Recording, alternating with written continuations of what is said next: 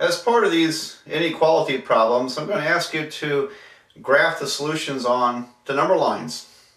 When I first started teaching, I didn't require this, but then I tried it one time and I realized a lot of students weren't getting that right. And so what good is an answer like x is less or equal to 2 unless you can actually represent it accurately as to what that means. So now there's two common ways to do this. So let's look at x is less than 2, and I'll also look at x is less or equal to 2. All right, now here's the way, and a lot of people do it my way. So let me call this, I call this my way of graphing this. X is less than 2. On the number line, I would use an open circle and shade to the left. Okay. So I'm going to do that in different color inks here, just to emphasize it a little better. So let me redo that. All right. So here is 2, open circle, and shade to the left. Okay. Now, some textbooks, some people do it a little differently, and I don't care which way you do it, it's up to you. But the textbook you're using, I think, does it this way. They use a parentheses symbol and then shade to the left. So an open parentheses symbol pointing toward the direction of the inequality, in this case less than, is all the numbers to the left of 2 is what this means. X less than 2 means numbers which fall to the left of 2 on the number line. All right, so open circle or parentheses. And each one can have a drawback. If you make these real small, I might not be able to tell whether you have an open circle or a closed circle.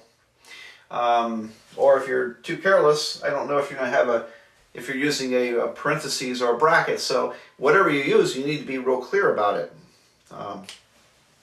Okay, now what about x is less or equal to 2? As a comparison, the way I show it is with a closed circle. So we'll color that circle in and then shade to the left. And the textbook, I think, does it this way. They use an open bracket, a bracket, which faces the direction that you're going to shade in. So bracket or closed circle means that you're including the number 2, and that's what less or equal to 2 means. It represents both 2 and all the numbers to the left of 2. And so there we go. From now on, I'll use open circles and closed circles because that's my preference. And if for some reason you like parentheses and brackets, be my guest. Just be real clear which one you're using, and make sure I can tell where you're shading. Okay, that you're shading. And so some people write so thin, and I can't tell, or they write so small I can't tell if it's an open circle or a small circle. So you need to be clear about how you notate that. All right, so let's try something else real quickly.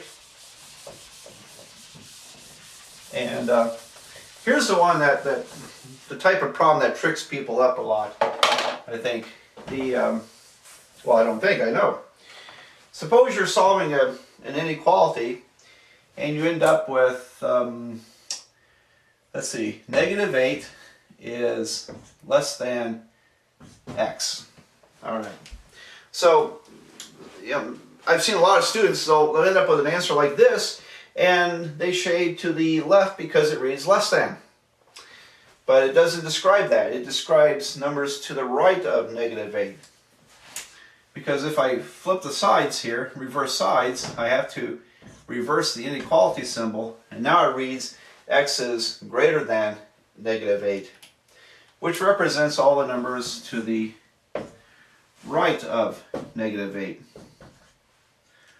So we would use, in this case, an open circle, and then shade to the right. So anyway, you can see where that confusion comes. If you just look at the inequality symbol and say, well, that means left.